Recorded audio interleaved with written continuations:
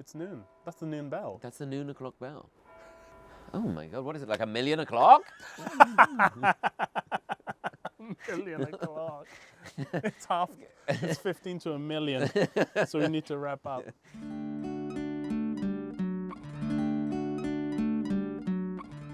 Welcome to Pottering in the Garden with me, Tom Allen, and I'm absolutely delighted that my guest today is the international comedy sensation Phil Wang. We've been friends for years, and I'm just so pleased he's joining me here in the garden to talk, well, the sort of end of summer season going into autumn. I mean, what to expect? It's certainly quite blowy. That's not a euphemism. Phil Wang, lovely to see you. I'm Tom Allen. So good to be here. What a wonderful place. Well, I'm very happy to welcome you here. Do you have a garden? Do I have a garden? I do. Yeah. Like- It's about half of the length of this, maybe. Please, it's not about that. It's what you do with it, of course. Of course. It's the famous gardener expression. Is your garden long? You're just happy to see me. I have a little garden. It's all the stuff in there was planted by the last Oh, that's people nice, who were yeah. there, and I think it was mainly the husband, father figure, who did it and was very talented at gardening. So I'm just trying to keep his legacy alive. Oh, what a lovely thing. But it's not working. Like the boxes are like the planks have fallen off one of the boxes, and the mud is just sort of slowly Oh, cascading that's easy down. repaired, surely. That's easy, yeah. Yeah, well, it's easily repaired if you know what you're doing. I really don't know. Are you in contact with them? Could you ask them? Just come back round. Could you Pop come over. back and just do all the things that you used to do in your house, but with me living here? It's okay. My main battle at the moment is with the grass. Oh, They got completely grass. overrun with weeds, and I had to have the whole thing returfed, which Oh. is so expensive. For like Yeah. a small, putting down grass is so. And then now I'm just trying to keep the weeds away. blowy today, isn't it? Phil, I'm sorry I brought you out here on a I've, blowy day. well, your other guest today, the wind. Yes, Poke Willow up. the Wisp. Your grass is a nightmare because I'm now planting like bits of seed where there are bald patches. That's what you're supposed to do, isn't it? Is it? And I think so, Okay, and I'm good. not very good on grass. I would actually This get is rid of it. nice. I'd tarmac the whole thing, turn it into a car park. But people say Charge they like people to- charge people to stay there. But people say it's nice, so I beautiful. like to have it. But I think with the drought as well over the summer, a lot of grass has suffered. But it comes back. It comes back. Right. Yeah. You just have that's to be it, careful innit? with the. One thing I did recently, which was probably a bit dumb, was do you ever get these little mounds of either ants or termites? I can't tell what they are, but it's little mounds of earth that are full of these little eggs, little white eggs. Do you ever Oh. get these? Maybe ants, are they? I guess so. And I heard like, oh, if you just pour boiling water on it, they'll kill them. I was like, all right, I got this boiling water and yeah, kill them all. And then the next day, all the grass was dead as well. You boiled it. Because I boiled the grass. I was like, oh yeah, that makes sense. I basically made grass soup. And so now I killed the ants, but now I've also got these horrible bald patches of dead grass. Well, that's fine. It'll come back. I think it's quite resilient. Not in my garden. It Really? seems to really want to die. Oh, my grass, I got suicidal grass. Oh, how awful. My grass is going through a lot right now, my grass. And it's not doing well. Maybe you just need to talk to it more. Maybe you need to love it a bit more. People say about Not scald it with not hot water. maybe stop the boiling water treatment. Scarifying, I think, is a thing as well, isn't it? Is that where you make the holes in the earth? you aerate it, and then scarifying. I feel like when you get like a little bucket with a spiky bit at the bottom that turns over and it gets all the moss. Oh, right, yeah. So that might okay. be something that's good to do. Okay. Um, I'm never going to do that. Okay. Already that sounds Oh, too hard work. Yeah, I mean that's the thing as well, and it's quite boring when it's done because you end up with sort of bald grass. I Turned think. up earth. Yeah. Like a muddy turned up earth garden. And then you have to wait for the grass to eventually grow. I guess it's satisfying when it comes through, but I don't know. But who cares? Who cares, right? At that point, who cares? Yeah, Did who you do cares? all of this yourself? No. Okay. When I moved in, most of it was done. So the grass was here, the trampoline was here. The hydrangeas, which are really the big star of the show, they're coming to the end of their season, but they were planted before. Which me. one is hydrangeas? The white. Well, they're sort of These off-white. guys here? These guys, yeah, Okay. the sort of big flower. I'd call that canary. Canary. Would you call that colour canary in this light? Maybe. I don't maybe know. Canary. I don't know. That's Someone's that's been a looking at colour. colour charts. It's- Someone's redecorating. It's mad, isn't it? Once you become responsible for your own immediate environment, i.e. a property, you just, the learning curve is so steep, and you learn these terms that you never knew. If you heard someone else say, you would have punched in the shoulder. And now I'm saying things like canary and eggshell. And things like guttering become a feature, I found. Like we had some rain overnight, and I was suddenly like, oh, the guttering. What's the guttering? Okay. Okay, I guess I'm not that deep out in more. But oh no. Another thing to worry about. Well, you know, the guttering at the top. Oh, off the collect roof. The water off the roof. Oh, yeah. sorry. I thought there was like a garden gutter that I need to get also. You haven't got a garden gutter? No. or that maybe it was like another paint colour, guttering. Oh no, I have gutters, thank goodness. Yeah, I was going to say, otherwise, well, I don't know what would happen if you didn't have gutters. Yeah, what would happen? The roof's already slanted. The water's still going to go down. Do you think maybe guttering's just a big instead- con? Do you think it's the guttering? I guess it's to keep the water from just cascading down every segment of the roof onto whoever's below. I guess I finally understand what guttering's for. It's the kind of thing you take for granted. I feel like there's a guttering lobby that's keeping us all invested in it. Big gutter. Yeah, big gutter. We're all in the pocket of big gutter. Otherwise, I guess it would just slide off The roof, yeah. the roof, and then it maybe would collect around the edge of your house, and that might be bad for foundations. Maybe, I don't know. I think it's more that you just have a curtain of water falling down off the your perimeter house. of your house whenever it rained. Which might be. I think that would be lovely. It's quite dramatic. You'd be in Fabulous, like I a think. music video. Yeah, right. Imagine coming into that. Imagine leaving the house. Like you're in Umbrella. Yes, by exactly. By Rihanna. Yeah. I almost called her Rhiannon. Very different pop star, Rihanna. Very, very different.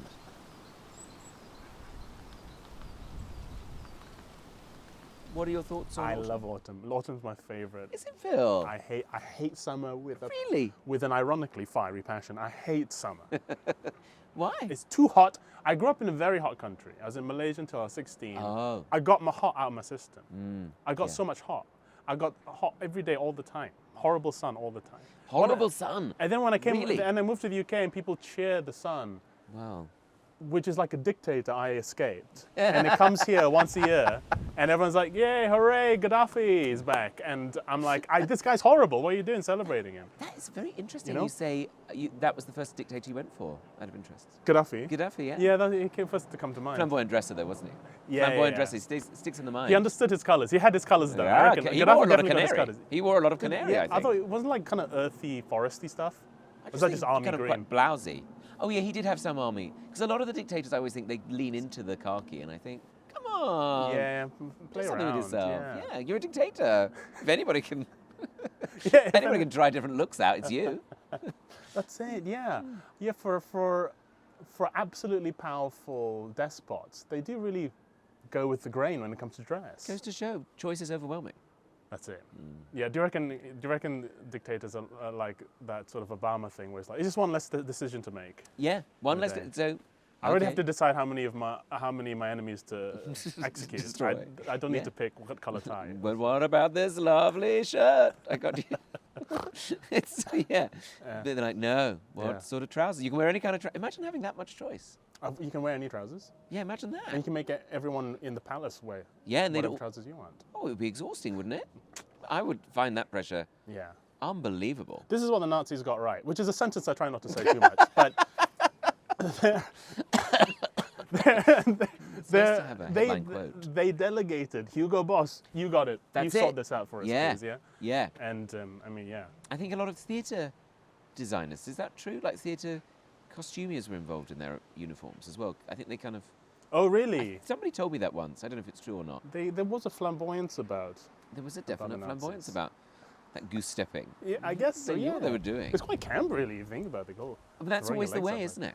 It's like camp really meets non-camp. In like politics, in that sort of circular form, kind of where they both Oh, like a connect. horseshoe theory Yeah. of camp and not. Yes, Yeah. yes. No, you're absolutely right. I think ultimate, what's the opposite of camp?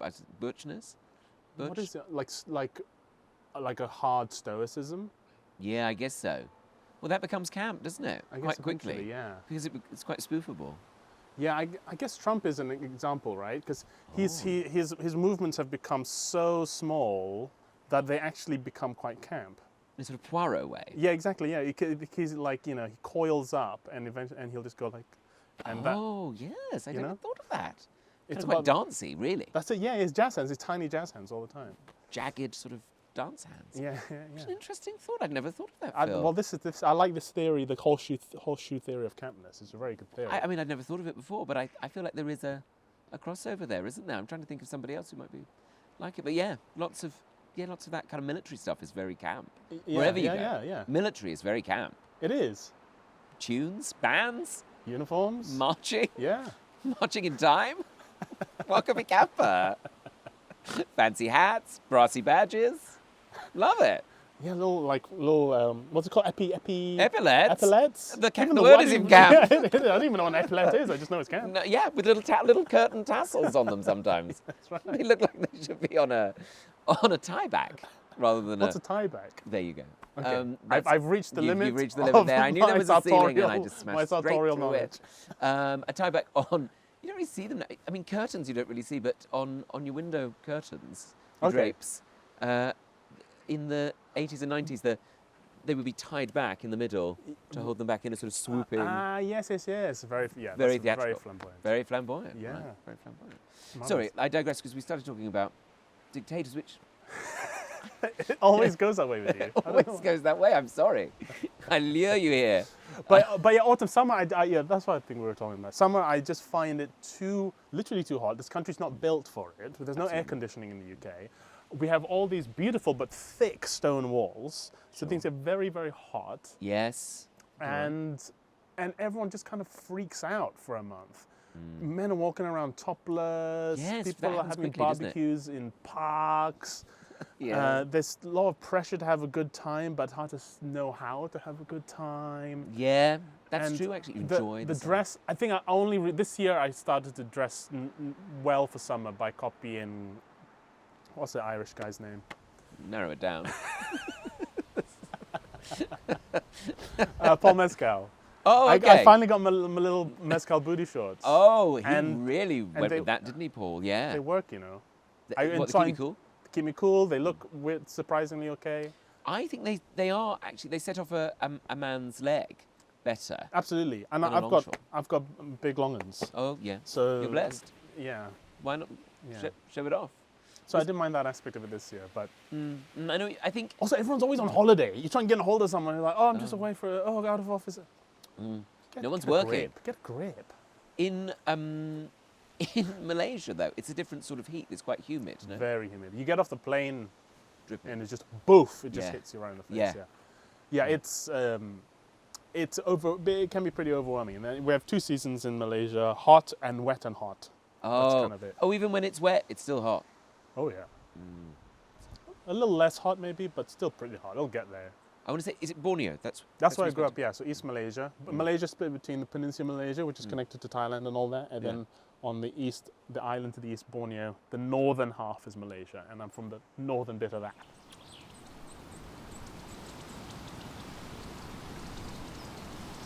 Sorry, listen to that wind. Is that wind or like a jet? That's crazy. But it was wind through your trees. Wind through my trees. It was very atmospheric. Thank you.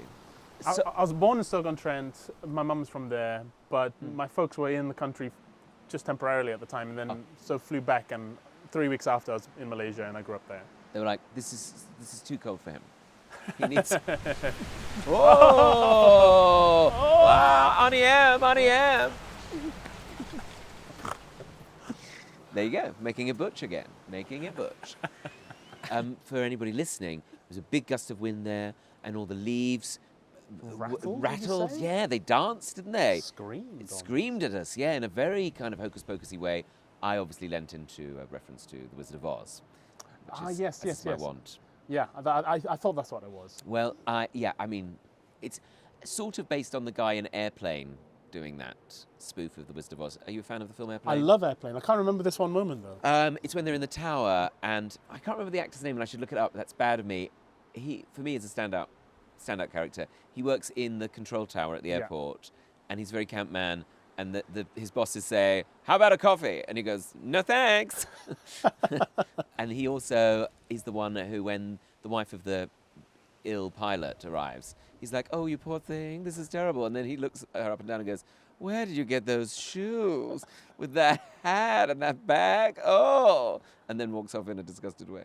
It's such a great movie. It's such a great movie. I So love many the moments. But he does a thing where the phones are ringing and he's getting tied up in the phone cables. And he goes, Annie M, it's a twister, it's a twister. Just another layer to the... Man, they don't make them like that anymore. They don't. Although I haven't seen the new I want to Naked see Gun. the new Naked Gun. I've not seen it yet. I loved all of them. Same. Yeah, fabulous. Same. Would you say those films were formative as a 100%. comedian? I was snuck into, I think they were 12 and I was 10 at the time, so my mum snuck me in to see them. Wow, underage. I think, basically breaking the law. But I think the first two are good. I think the third one loses quite a lot. Yeah, I can't even remember the third one. Yeah. But they're so funny, man. And Leslie Nielsen was just a genius. Oh, I think. that deadpan. Oh, amazing. Did it inspire you? Yeah, Leslie Nielsen especially, because I was like, wow, like, he looks like a serious old guy, but he's being really silly and funny. I loved it. I feel like that American style of humour, or Americans seem to do that deadpan, like in 30 Rock as well. Where, where the Alec Baldwin's persona in 30 Rock. We can say his name. I think we can still say his name. A lot of us, bought the box set. So what are you going to do? After he shot. Discount. It was expensive before. But the thing is, I would go with Tina Fey. I suppose I would lean into the Tina Feyness. Sure, but that kind of, the world is bonkers, but everybody in it is playing it completely seriously, like that kind of comedic construct. Yes, exactly. Yeah.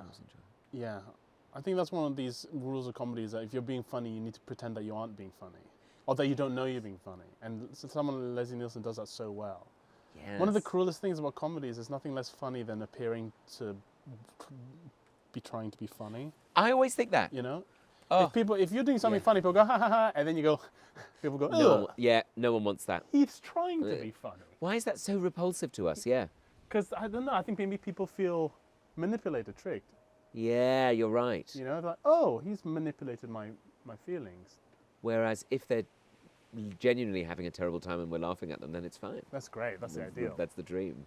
It might be a British thing particularly as well. I don't know, but that's the cruel thing about comedy, eh? Mm. Oh yeah, I found that, and it's a cruel thing as well that you've got to care about it, but then at the last minute not care at all. Does that make sense? Yeah, you need to care about it, but be above it. Yeah. At the same time. Yeah, I found that quite early on when I was going to Edinburgh that I'd butterfly. Oh, what a blessing! Butterflies are doing well. They've gone up. Thank God. That's going to be my next question. They're back. Okay, great. Butterflies Were back. were they in trouble? Last year they were in trouble. We all had to do a survey. I didn't do it either. But we were supposed to do a survey to count the butterflies. In your garden?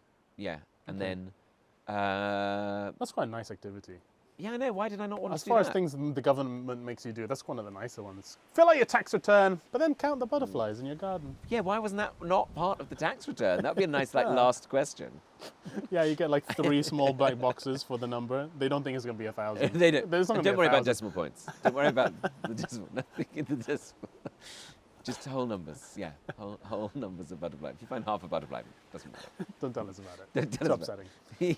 Yeah, and they get very emotional. We don't realise. But they're doing well What now. about bees? Are bees okay? That was people were Because very... bees are never okay. Oh, the pollinators. And then there was the big bees that were coming, and I don't know, I feel like that's gone away a bit, that story. So I assume they're fine, but...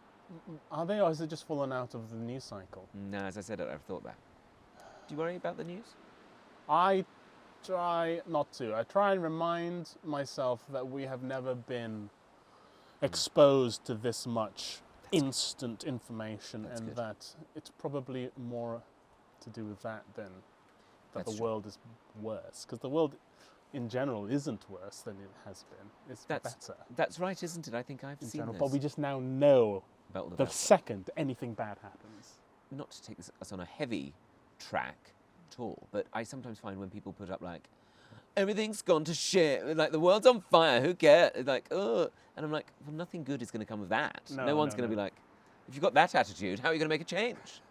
Yeah, and that's when you become most politically vulnerable to manipulation, is when you give up.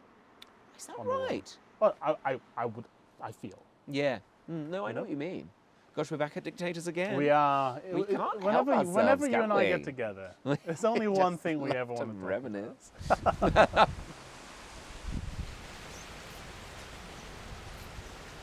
But is this a gardening podcast? Loosely, Okay. as you can probably guess. Right, okay. Are there any format points we need to hit with regards to gardens? Well, that's really interesting that you ask. We decided that keep it loosey-goosey. Okay, sure. Well, I just thought there's a lot of podcasts out there. Oh, the gods don't like this idea. Yeah. I think. The winds of Acast do not agree. Oh yeah. I keep thinking that thing's going to topple over, but it never does. There you go. Because you believed. But what I thought is, I like being in the garden. I thought, why don't I do this thing where I invite friends of mine to come and have a chat in the garden. Lovely. And then put it out as a podcast, a visualized podcast. Oh, okay. And a podcast. Yeah. And with under the guise of like it being about gardening, but not. Because I'm a proud novice, and also I think... You're a proud what? Novice. I don't know very much. Novice? Oh, novice. Oh, right. What did you think I said? I think it's like noviced. I thought this was like a special word for gardener. Oh, a novice. Yeah. Novice. Okay, Novest. Novest. That's not me today. I was going to say, you're wrapped up lovely Yes, warm. vest. Yes, vest today. Lovely warm. But not your arms. If you get cold arms, you're in trouble. But I just thought it's a nice place to have a chat. It is. It brings people out of themselves a bit, you know. Yeah, it does. It's very calming, despite the gales of winds. It's like a trendy high street, so many gales. Am I right? Really good. Really good. Not bad, It not took me bad. a second, but when I Not got bad, there, yeah, it was worth it. Maybe too many. I really like that. So when you say you spend a lot of time out in the garden, what are you doing when you're spending time in the garden? Well, I've realised... You're just doing this, but with no one else. I just sit and talk, worrying, talking about things. I like... There's a lot of tidying up, I've realised, in gardening. Yes. Which I don't mind. You ever have a big gardening job suddenly sneak up on you? Because I'll go in the garden and go, oh, that twig's a bit long. I'll just... that one's a bit long. I think. And then it's like you're 2 hours in and you've got so many twigs on and then what are you going to do with all the twigs? Yeah. And you have to eat them. Eat them. I've not found any other thing to do with them. Not heard of. There's nothing else to do. You have to do that. Yeah, you that's have to eat them. That's twiglets. That's why they exist. I've exactly found that like deadheading. I'm looking around me now, especially at the change of the seasons.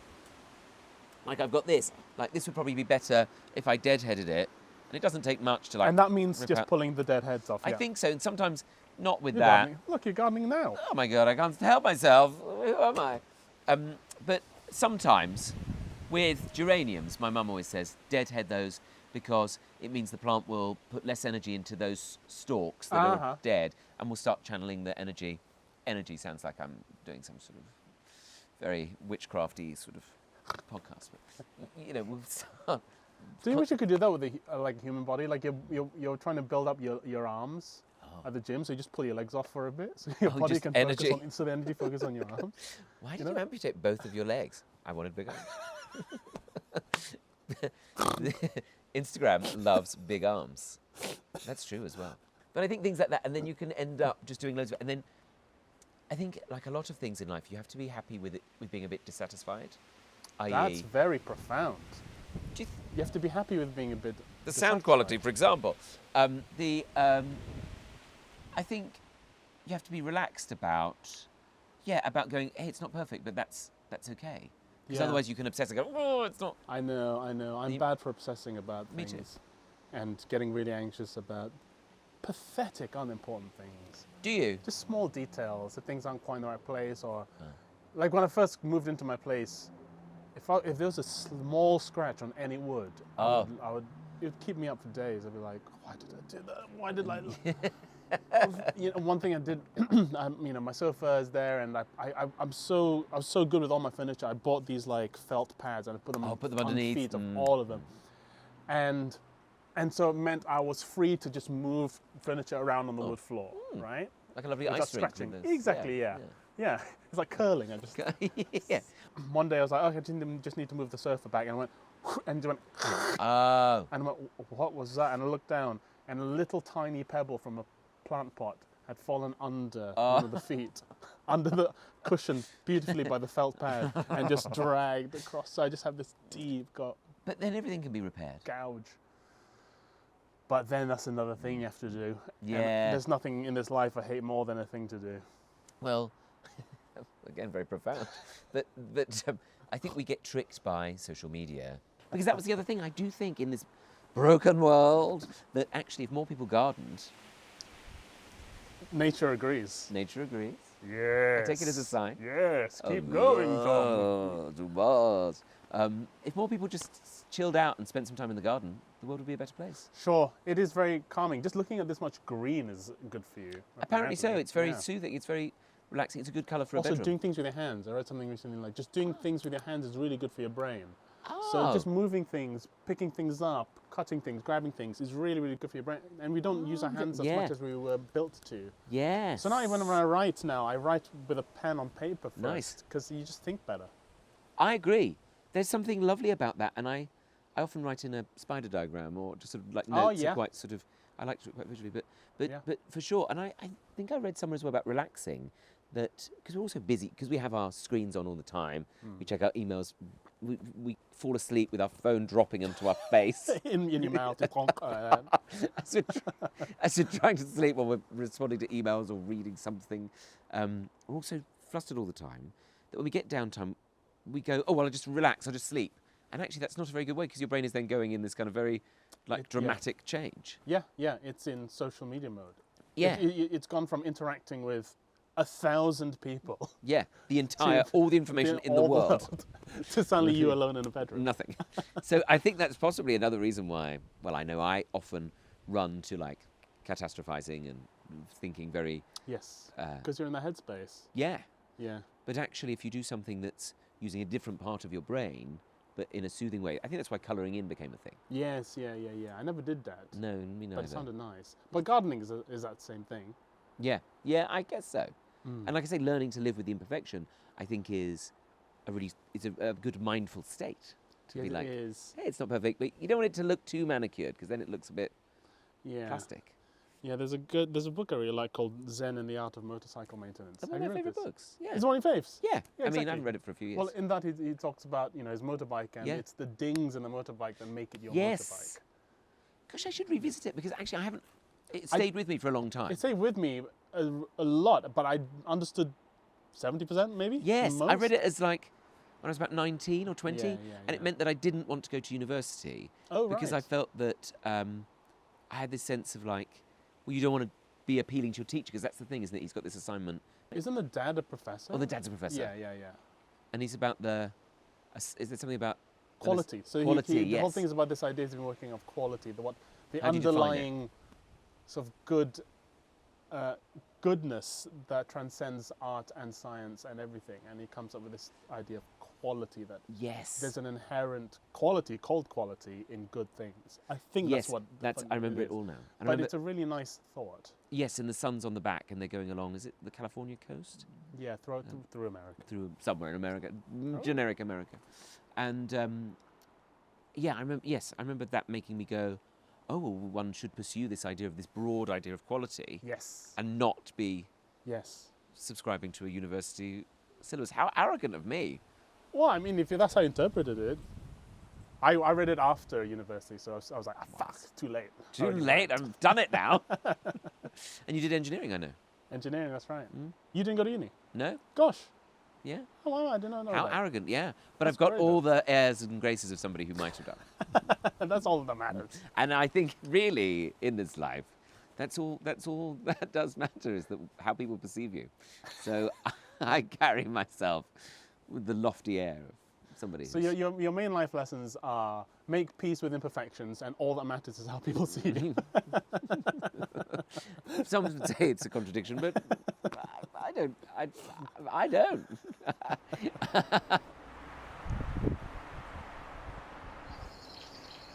We went to a stately home in Sevenoaks called Knowle House. Wow, okay. And it's where some of the Bloomsbury group lived. Oh, cool. And they were very cool. Yeah. You can't do that anymore. No. Just like you and some pals just living in a country mansion to see if you have ideas. It is so difficult these days to do that. I mean, this is the closest you get, recording a podcast in someone's garden. This is the Bloomsbury set for the 21st century. Sure, yeah, that's true, I suppose. Yeah. I mean... Because we're coming up with good stuff here. Yeah, that's true. Maybe we should be writing it down, actually, now you say that. There you go. I should believe in myself more. This is a wellness podcast as well. I feel like all podcasts are wellness. Do you know what I mean? Like when people say like a self-help book. Some are definitely unwellness. Some make you more mentally ill, I think. I don't know if you're getting the clips I'm getting. Some are making me more mentally ill. I've come along too late to the whole world of podcasting, but they're either like political or they're wellness. There's no Right, yes. So I thought or I'd do murder. Oh yeah, a bit of murder. Yeah. Yeah. Yeah. Escapist murder. Yeah. Would that come under wellness? Oh, that's a good question. Not for the murdered. No. No. But yeah, I guess for the serial killers. Ka-ching. Yeah, it's really good time to boom, be a serial boom killer. time for But they serial don't see killers. any of the money though. For me, Yeah. that is the most unfair aspect of the true crime industry, is that the murderers see none of that money. And there wouldn't be anything to talk about if they hadn't murdered those people. They're content providers. Why aren't they given the credit they do? Yeah, their work is their labor. It's being exploited. The exploited. system. Late stage capitalism, am I right? Right? They need to So unionize. fucked, man. They need to unionize. They should Murderers unionize. need to unionize. But I feel because like this is ridiculous. But I feel like they get a lot of notoriety and status. Exposure. And exposure, which in a way, isn't that what all of us are pursuing? Yeah. They're just behind the walls of a prison, but within the prison, I imagine they're lauded every day. Did you listen to Serial? I did. The OG. The OG. Yeah. And I remember being like, oh, this is interesting. Wow, what an interesting perspective and story. And then she started to be like, sometimes I think Dana's not listening to me. You know, she had this assistant who was like this skivvy who went around with her, who had to do like all the actual work. Oh, right. And that became the sort of drama of the series. Well, I was like, are we dealing with a wrongly convicted person? Oh, yeah. Or are we dealing with your just like little bickering in the back of a car? And then, spoiler alert, got to the end. Do you remember the end? At the end was just like, well, we don't know, isn't it? Yeah. And I was like, Well, you know.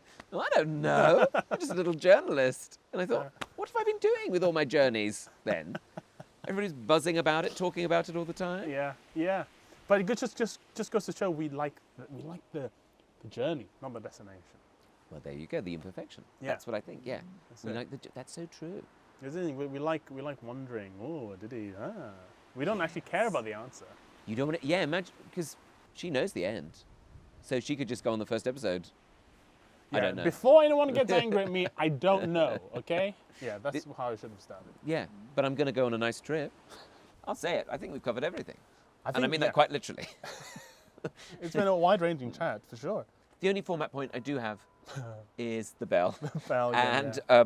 where That's a hard bell. We have to go. That's a hard that's bell. out.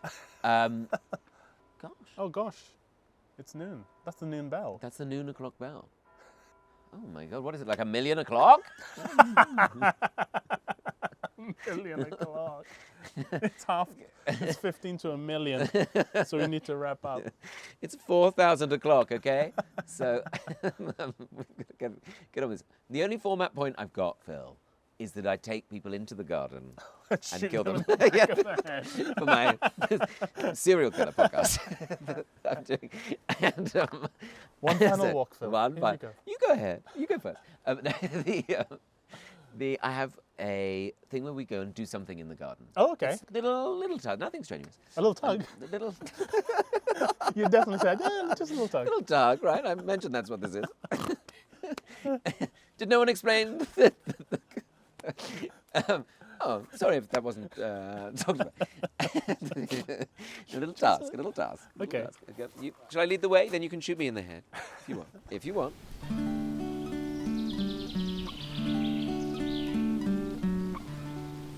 We call this the little vegetable patch, really. Yep. And we've tried to plant various things here. And This is all edible. This is edible. No, that's not edible. No, I sometimes make that mistake though, thinking things are edible, and I don't quite know what they are. But this is like that's sage, that's edible. These I think are going to be Brussels sprouts or cabbages. They look sprouty. They could be sprouty, couldn't they? I mean, that's a massive sprout, though. Maybe it's just a huge That's a sprout. one huge sprout. And you can see where the where the caterpillars love to come and have a little munch. But Mm. they're all going on there, and then I've planted some runner beans, but it's sort of getting to the end of the season, and so I thought. What's lovely about being in the garden is that when things kind of get a bit woody, they still grow. Oh, look like at these runner that. beans. Oh yeah, that's a big one. But it's gone a bit woody, and so now's the Yeah. time of year that I like to sort of dry them out and split them and keep the seeds inside, and then I can sow them next year. Oh, wow. So- It's a lot of forethought, Well, gardening. what I've You're basically Jeremy Clarkson out here. I don't like to say it, but yes, and I'm a similar sort Oh. of. Oh, that's Okay. fine. Yeah, So perfect. then, so the seed is there. And then the seed are these Yeah, look beans at that. inside. Little edamame. But yeah, This is not edible. well, it could be if I cooked It's a bit it, raw. but Life. when they sort of dry out, Mm. then you've got a seed that keeps over the winter. We sowed these from last year in the spring, thinking maybe nothing will come of them. We planted too many, and then they've gone absolutely Amazing. bonkers. Are those little chilies? Which ones? Those little red things over there. No, that is the flower. They've got a nice flower runner beans. I don't like to say it, but runner beans are a bit boring after a while. To eat. Yeah. Yeah. They're not my favourite veg. But But the flower's beautiful. and then so this one is a good example. So that's kind of gone Oh, dry, and you might think that's gone to wizened old crone of a bean. right. Horrible. Then Which bean? which bean? You split it along the back, and then look, Phil. What the? Look, Haribo? Oh, it's all the fried eggs. all the fried eggs. That's beautiful. Look, this is classy bean. This is like a Japanese ceramic. Yeah, they are like ceramics, aren't they? That's beautiful. Look at that. Look at that nature just holding it there for you. Just holding it there, ready. Gosh, that's beautiful, actually. Oh, So, Phil, I wanted to give those to you. really? And then if you want, I won't ever test you. But if you want, you could plant those. Can't believe Tom Allen's given me 6 magic beans. I want to plant them on my garden, and a massive beanstalk is Don't going to grow. thank me. Well, you will thank me when you come back as a bean billionaire. Yeah, how do you make his money in the end? Phil Wang. Beans. He climbed up a massive beanstalk and Turned out there was a goose. Laid a golden egg. It's perfect, you see? these are lovely. I want to keep these. Enjoy. What a lovely chat with my old friend Phil Wang. I hope you enjoyed it as much as I did. We had a right old laugh, and he's such a great guy, so witty, and I really recommend checking out his Netflix special. He's got 2 on there, but the newest one is Wang In There Baby. So funny. It's recorded at the Globe Theatre in this very intimate, cosy little space. It's really magical and so funny. He's such a brilliant person. So I hope you enjoyed our chat, and if you want to, then tell people about it, or subscribe, or do that thing underneath where you put a comment. Could you do that? Good. But yes, I just feel like I should get the rest of these runner beans in before the season's over. So, oh, there's another one.